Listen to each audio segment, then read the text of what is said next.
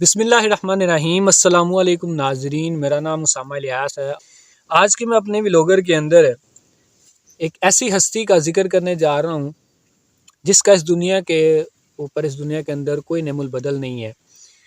और अल्लाह पाक ने उस हस्ती को एक बड़ा दर्जा अता किया है। जी बिल्कुल, मैं बात कर रहा हूँ माँ बाप की। तो माँ बाप जो है वो एक इंसान की ज़िंदगी के अंदर बहुत ही अहम हैसियत रखते हैं, बहुत अहम किरदार अदा करते हैं इंसान की इस ज़िंदगी के ऊपर। क्योंकि इस दुनिया के अंदर माँ बाप जैसा कोई रिश्ता नहीं है। इस दुनिया के अंदर जो कुछ माँ बाप आपके लिए कर लेते हैं वो और कोई नहीं कर सकता। इस दुनिया के अंदर जो जितना कुछ माँ बाप आपके लिए करते हैं उतना कोई नहीं करता। कोई चाहे आपका जितना मर्जी करीबी रिश्तेदार है, कोई जितना मर्जी आपसे करता है, लेकिन फिर भी माँ बाप का नेमुल बदल कोई नहीं हो सकता। और ये हकीकत जो है ये उस इंसान को अच्छे तरीके से समझ आती है जो इस हकीकत में से गुजरा हो।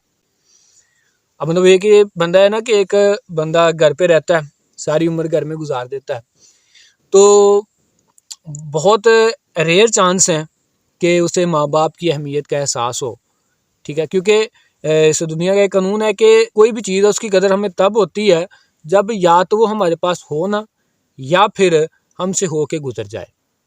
लेकिन जब तक वो चीज़ हमारे पास होगी तब तक हमें उस चीज़ की कदर नहीं होगी। तो ऐसे ही होता है कि जिनके माँ बाप गुजर जाते हैं फिर उनकी ज़ुबान पे यही बात होती है कि अभी तो हमने खिदमत ही नहीं की, अभी तो हमने उनको ये करवाना था, ऐसे करना था, ये करना था, तो हमें तो मौका ही नहीं मिला। तो जब मौका था तब तब क्यों नहीं की? जब मौका था, जब अल्लाह पाक ने आपको मौका दिया था, तब आप कहते थे नहीं जी, जो हम सोचते हैं वो माँ बाप सोच ही नहीं सकते। हालांकि माँ बाप जो हैं वो अपनी औलाद का हमेशा बेहतर सोचते हैं और इसमें कोई शक नहीं है।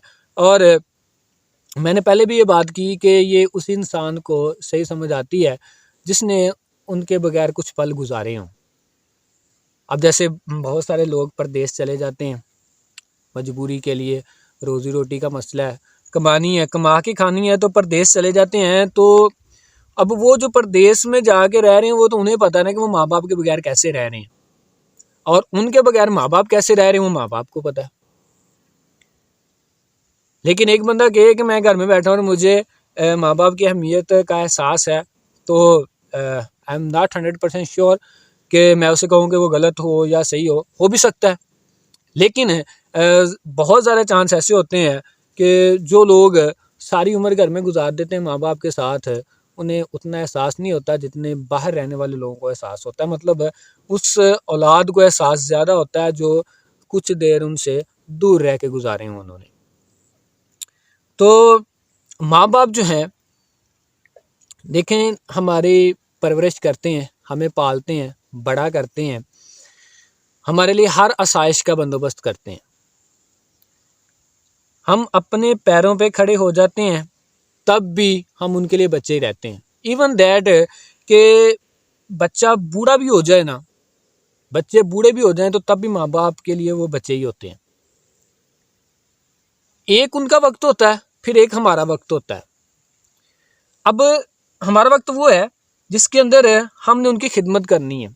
उनका वक्त वो है जब वो हमारी परवरिश करते हैं, जब हमें परवान चढ़ाते हैं, जब हमारी हर आसाइश का ख्याल रखते हैं और हमें उस मुकाम तक पहुंचाते हैं कि हम अपनी अच्छी ज़िंदगी गुजार सकें। और फिर जब उनकी बारी आती है, यानी कि जब ओवर एज हो जाते हैं, उनकी बुढ़ापे की उम्र आती है, फिर बात आती है हमारी, फिर हमारा टाइम आता है, फिर हमारे ऊपर फ़र्ज़ बनता है कि हम उनकी उसी तरह खिदमत करें जैसे उन्होंने बचपन में हमें पाला। हम उनकी उसी तरह खिदमत करें जैसे बचपन में उन्हें हमें परवान चढ़ाया। हम उनको उफ तक ना कहें। अब ये देखें कि जब हम बचपन में जब छोटे होते हैं तो जिस चीज़ के ऊपर भी ज़िद करते हैं वो हमें पूरी करके देते हैं। हम जिस चीज़ का भी कहते हैं कि नहीं ये चाहिए, जैसे भी है जहाँ से मर्जी ला के हमें पूरी करते हैं। तो फिर हमारा भी तो फ़र्ज़ बनता है ना कि जब उनकी वो एज हो जाए कि जिसके अंदर हमने उनका सहारा बनना है, हम क्यों ना फिर उनको सपोर्ट करें। अब वो टाइम होता है, वो असल में वही टाइम है जिसके अंदर आपने खिदमत करके जन्नत हासिल करनी है, जिसके अंदर आपने खिदमत करके दुआएं लेनी है। माँ बाप की दुआओं से बच्चे कामयाब होते हैं। माँ बाप खुश, अल्लाह खुश। जब अल्लाह खुश होगा तो आपके ऊपर ऑटोमेटिकली रहमत होगी। लेकिन उस वक्त हम बड़े हो गए होते हैं और अपनी मजबूरियों में दबे होते हैं, तो उस वक्त हमें यही लग रहा होता है कि नहीं जी, जो हम कह रहे हैं, जो हम कह रहे हैं वो सही है, जो हम कह रहे हैं, जो हमारी मजबूरियां हैं। अब हम पहले अपनी मजबूरियां देखें या अपने पेरेंट्स को देखें। तो इस दुनिया के अंदर बहुत सारे ऐसे बदबख्त बेटे भी हैं जिन्होंने ओवर एज होने के बाद अपने पेरेंट्स को ओल्ड एज होम में छोड़ दिया, जिन्होंने ओवर एज होने के बाद अपने पेरेंट्स को दारुल अमान भेज दिया। उस शख्स के लिए कितनी बदबख्ती होगी कि जिसने खुद अपने हाथों से जन्नत को घर से निकाल दिया। और नबी पाक सल्लल्लाहु अलैहि वसल्लम का इरशाद है कि बाप जन्नत का दरमियानी दरवाज़ा है। अब तुम चाहो तो इसे संभाल लो, तुम चाहो तो इसे बर्बाद कर दो। मतलब माँ के कदमों तले जन्नत है और बाप जन्नत का दरमियानी दरवाज़ा है। दरवाज़ा खुलेगा तो जन्नत में जाना है ना, लेकिन जब आप पूरी जन्नत को ही घर से निकाल देते हैं तो दरवाज़ा खटखटाने का क्या फ़ायदा। जब हम खुद ही अपने हाथों से अपना वक्त बर्बाद कर लेते हैं, बाद में पछताने का क्या फ़ायदा। फिर अल्लाह पाक ने कुरान पाक के अंदर फरमाया है, जब तुम्हारे माँ बाप बुढ़ापे की शक्ल में चले जाएं तो तुम उनको उफ तक ना कहो और बिल्कुल उनकी वैसे ही खिदमत करो जैसे बचपन में उन्होंने तुम्हें पाला। माँ बाप एक ऐसी हस्ती है जिनका नेमुल बदल इस दुनिया में नहीं है। वही बात आ गई कि एहसास तभी होता है जब वो गुजर जाते हैं। माँ बाप की खिदमत करके हम जन्नत हासिल कर सकते हैं। माँ बाप की खिदमत करके हम अपनी इस दुनियावी ज़िंदगी के अंदर कामयाबी हासिल कर सकते हैं। आप फिर भी एक गौर करें कि आप औलाद जितनी मर्ज़ी बुरी हो जाए फिर भी माँ बाप जो है उसके लिए वो वैसी ही होती है। आप जितना मर्ज़ी बुरा कर लें, आप जितने मर्ज़ी गुनाह कर लें, माँ बाप फिर भी यही कहते हैं कि नहीं जी, हमारी औलाद जैसा, हमारे बच्चों जैसा कोई भी नहीं। तो भाई अगर वो इतना करते हैं तो हम क्यों नहीं करते उनके साथ। आखिर मसला क्या है? मसला सिर्फ इतना सा है कि हम अपनी ख्वाहिशात के ताबे हो जाते हैं। मसला सिर्फ इतना है कि हम अपनी ख्वाहिशात को फोकियत देते हैं। मसला सिर्फ इतना है कि हमारे अंदर वो बर्दाश्त नहीं है। मसला सिर्फ इतना है कि हम ज़रा ज़रा सी बात के ऊपर चिड़चिड़ापन दिखाना शुरू कर देते हैं। तो इसीलिए आज हमारे हालात ऐसे हैं। इसीलिए हमारी रोज़ी के अंदर बरकत नहीं है। इसीलिए हम जगह जगह जलील हो रहे हैं।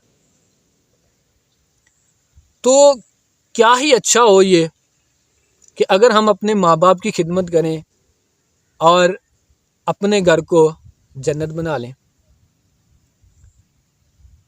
माँ बाप कोई आम हस्ती नहीं है।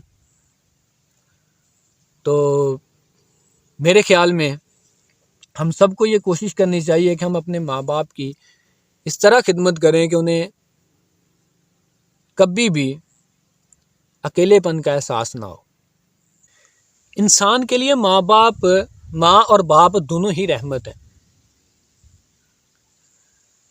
माँ जो है वो 9 महीने तक बच्चे को अपने पेट में पालती है, उसके बाद उसकी परवरिश करती है। माँ सोचती है कि मेरे बच्चे ने एक वक्त का खाना खाया है कि नहीं, लेकिन बाप जो है वो उसकी सारी ज़िंदगी परवरिश करता है। माँ तो ये सोचती है कि मेरे बेटे ने एक वक्त का खाना खाया है कि नहीं, तो बाप ये सोचता है कि मेरा बेटा पूरी जिंदगी कैसे खाएगा। बाप ये सोचता है, बाप अपनी औलाद को इस तरह परवान चढ़ाता है कि वो उसकी शुरू से लेके आखिर तक सारी जिंदगी की गुजर के उसको उसकी रहनुमाई करता है। माँ जो है वो ये सोचिए कि आज मेरा बेटा कैसे सोएगा, आज मेरे बेटे ने खाना खाया है कि नहीं। बाप कहता है कि मेरा बेटा सारी जिंदगी कैसे बसर करेगा। बच्चे को छोटी सी खरोच भी आ जाए ना तो माँ तड़प जाती है। माँ का तो ऐसे होता है जैसे कलेजा ही चीरा गया हो। ये माँ बाप है। माँ, अल्लाह ने माँ को बड़ा नरम दिल दिया है, लेकिन उसके मुकाबले में बाप को थोड़ा सा सख्त बनाया है ताकि दोनों मिलके अपने बच्चों की अच्छी परवरिश कर सकें। माँ जो है वो बात बात पे परेशानी ले जाती है बच्चों की। बाप जो है नो डाउट के परेशान वो भी होता है, लेकिन वो दिखावा नहीं करता। परेशानी होती है। बच्चे जब परवान चढ़े होते हैं तो उनके फ्यूचर की फिक्र होती है, माँ को भी होती है, बाप को भी होती है। माँ जो है उससे रहा नहीं जाता और इसलिए वो अपनी परेशानी को बयान कर देती है। लेकिन चूंकि बाप को अल्लाह पाक ने एक मजबूत दिल दिया होता है, तो इसलिए बाप जो है वो उस परेशानी के अंदर परेशान होने की बजाय उसका हल निकालने की कोशिश करता है। तो माँ बाप एक अजीम हस्ती हैं। अल्लाह पाक से यही दुआ है कि अल्लाह पाक सबके माँ बाप को हमेशा सलामत रखे, सबके माँ बाप का साया उनके ऊपर कायम रखे और सब बच्चों को अपने माँ बाप की फरमाबरदारी करने की तौफीक अता फरमाए और उनकी अताअत करने की तौफीक अता फरमाए और उनकी जितनी हो सके दिल खोल के खिदमत करने की तौफीक अता फरमाए। अपना ख्याल रखिएगा। अल्लाह हाफिज़।